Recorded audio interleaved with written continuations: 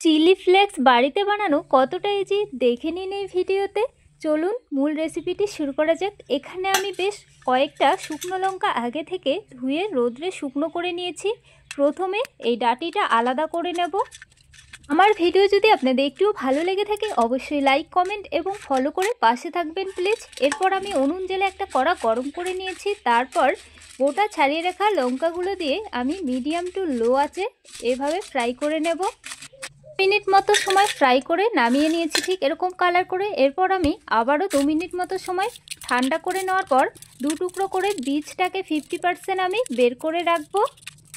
খুব অল্প পরিমাণে বানাচ্ছি, আপনারা কিন্তু কম বেশি করে বানিয়ে নিতে পারেন। তো আমি শিলের মধ্যে চিলি ফ্লেক্সটাকে তৈরি করে নিচ্ছি, আপনারা কিন্তু মিক্সিং বলেও গুঁড়ো করে নিতে পারেন। তো বন্ধুরা, আপনাদের এই চিলি ফ্লেক্সের ভিডিওটি কেমন লেগেছে কমেন্ট করে জানাবেন। এছাড়াও লাইক, কমেন্ট, শেয়ার করে পাশে থাকবেন।